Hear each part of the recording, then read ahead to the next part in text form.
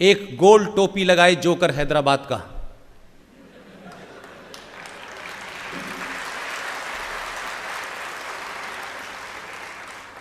उसने पार्लियामेंट में अभी 2019 के बाद भारत के संविधान की शपथ लेते हुए आखिर में 2 लाइनें बोली। मुसलमान खामोश हैं, उस पर समझ में आता है, क्योंकि वो तो दाऊद इब्राहिम पे भी खामोश हैं, वो करीम लाला पे भी खामोश हैं, वो हाजी मस्तान पे भी खामोश हैं, वो उसामा बिन लादेन पे भी खामोश हैं। उनकी खामोशी समझ में आती है। उस शख्स ने शपथ लेने के बाद कहा, जय भीम और जय मीम।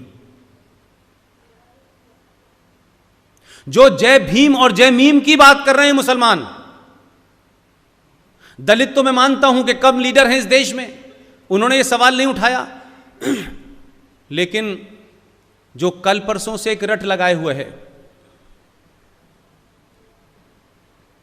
मस्जिद लेके रहेंगे, कहां?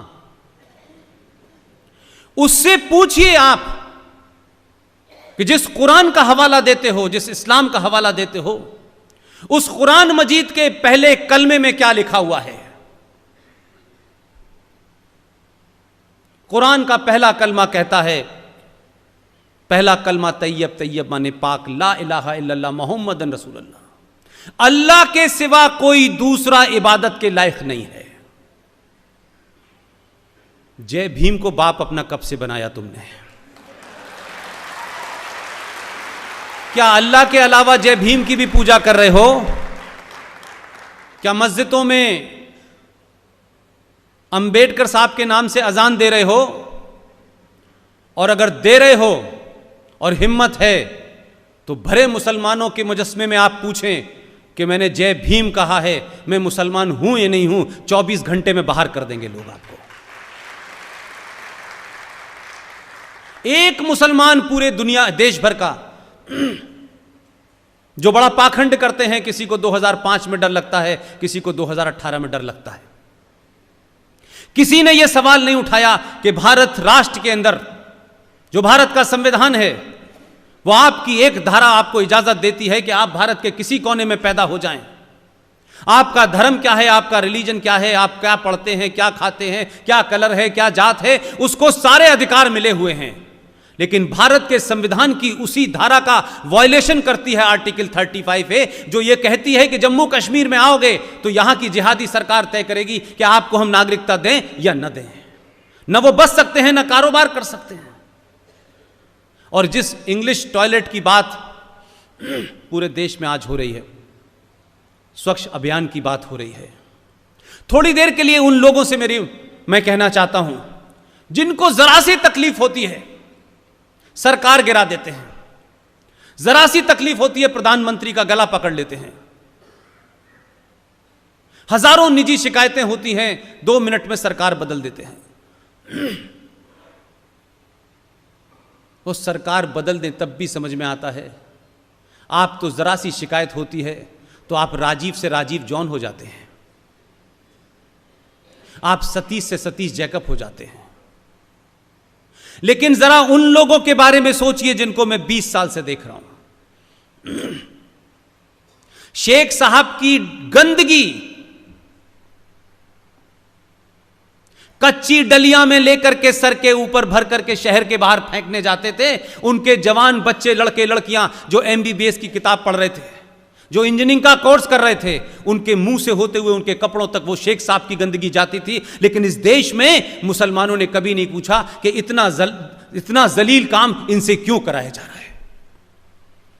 न उत्तर प्रदेश की बहुत बड़ी एक बहन है और यहां भाई हैं प्रकाश, इन्होंने कभी सवाल नहीं पूछा, क्योंकि उनका राजनीतिक एजेंडा जिस जय भीम और जय मीम पे चल रहा था वो टूट जाता। आज उनसे पूछिए, हमारे लिए और आपके लिए एक धारा हटी है, उनके लिए पूरा जीवन बदला है।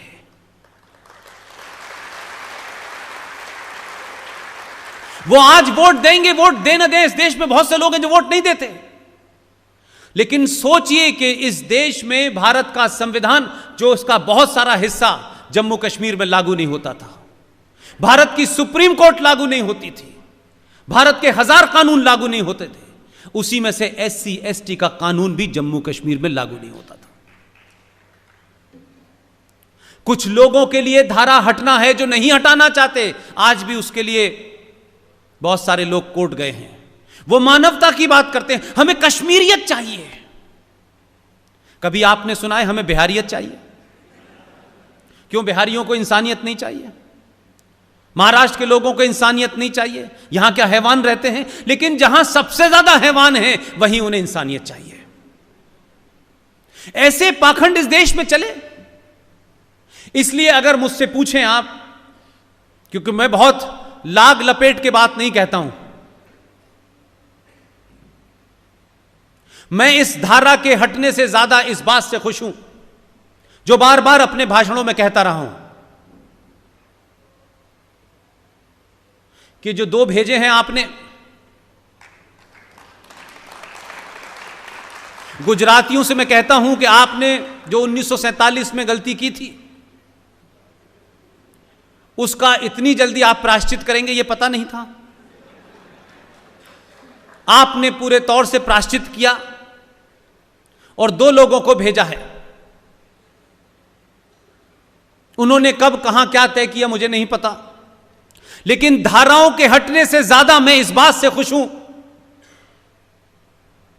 कि जो 70 साल के अंदर व्यवस्था में और सत्ता में एंटी हिंदू और एंटी व्यवस्था कर दी गई थी, जिसे आपको हटाते हटाते सदियां लग जाती, आपने धारा तो हटाई, लेकिन जम्मू कश्मीर और जम्मू खासतौर से और जम्मू को और वैली को आपने यूनियन टेरिटरी घोषित कर दिया। अगर यह यूनियन टेरिटरी घोषित नहीं होती तो कुछ बदलने वाला नहीं था। राज्य सरकार की ताकत वही रहती, संविधान खत्म हो गया था, लेकिन लेजिस्लेशन तो ऐसे पारित हुए हैं कि आप सोच भी नहीं सकते। अब मैं दूसरी बात से खुश हूं। यूनियन टेरिटरी घोषित हो जाने के बाद जम्मू कश्मीर का चप्पा चप्पा भारत सरकार के हाथ में आ गया है। उसकी जमीन के ऊपर भारत सरकार का कब्जा है। और जिस जम्मू कश्मीर में 70 साल के अंदर आपने एक जिहादी फोर्स तैयार की थी, और पुलिस के अंदर और व्यवस्था के अंदर जितने भी लोग थे एडमिनिस्ट्रेशन में, यह अजब और गरब बात है कि जिन्हें प्रधानमंत्री चाहिए था 1950 में, कि हम चीफ मिनिस्टर नहीं कहलाएंगे, हमें तो प्रधानमंत्री होना चाहिए, वो प्रधानमंत्री घट के अब लेफ्टिनेंट गवर्नर में कन्वर्ट हो गया है। और तीसरी बात, पुलिस भारत के गृह मंत्रालय के अंडर आ गई है। दुख यह नहीं है कि गृह मंत्रालय के अंडर आ गई, यह पूरा देश जानता है, लेकिन गृह मंत्रालय किसके अंडर में, यह ज्यादा परेशानी है।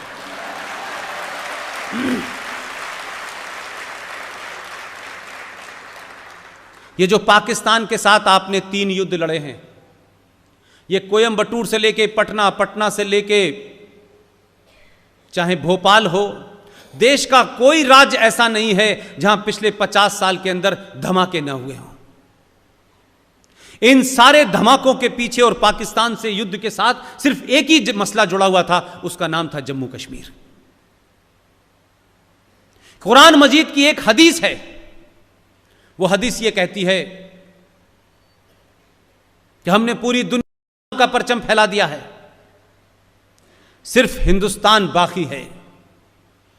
और लंबी लड़ाई लड़ी, बाबर भी आए, उनके खानदान के लोग भी आए, उनकी नाजायज और जायज औलादें आजकल बहुत घूम रही हैं, उनके मकान की रक्षा कर रहे हैं, कोई उनके मस्जिद की रक्षा कर रहा है, कोई उनके किले की रक्षा कर रहा है। इस सब के बावजूद भी भारत में इस्लाम फैल नहीं पाया, और उसी फैलाने को एक शब्द दिया गया है जो कुरान शरीफ की इंटरप्रिटेशन होती है, जिसे आप हदीस कहते हैं। उसमें कहा गया है गज़वा हिंद। जिन लोगों को ग़ज़वा-ए हिंद फैलाने की कोशिश थी, उसका रास्ता जम्मू था। ये धाराएं हटना, वहां केंद्र शासित प्रदेश घोषित होना, मुझ जैसे आदमी के लिए यह महत्वपूर्ण है कि ग़ज़वा-ए हिंद का रास्ता बंद हो गया है।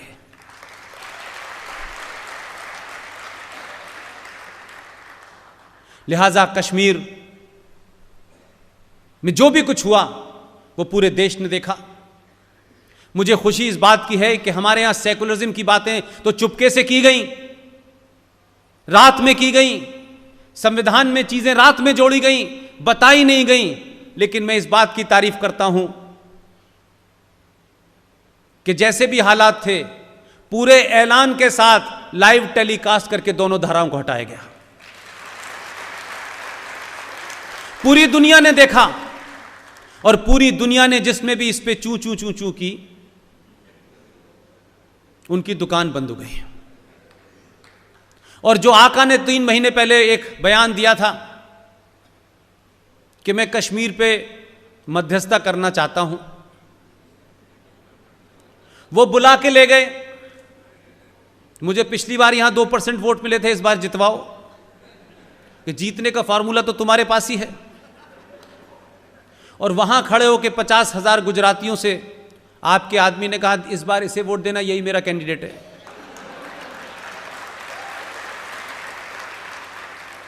तो सरकारें जब बनती हैं और सरकारों में आप जिसको बिठाते हैं, अगर समाज हर दिन उसके साथ खड़ा होता है तो सत्ताएं उस समाज से डरती हैं और वो ये जानती हैं कि समाज ने मुझे किस लिए भेजा है।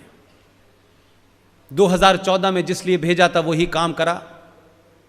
2014 में आप सबको पता था कि इस देश की व्यवस्था ऐसी है कि ऐसा नहीं हो सकता, जाते ही सब कुछ हो जाएगा। लेकिन 2019 में आपने ये तायद कर दिया, ये तय कर दिया कि तुम्हें सड़क बनाने के लिए नहीं भेजा इस बार हमने। और बार बार समाज अपने किसी न किसी तरीके से, क्योंकि आज आपको अपनी बात कहने का एक सिलसिला, एक जरिया मिला है।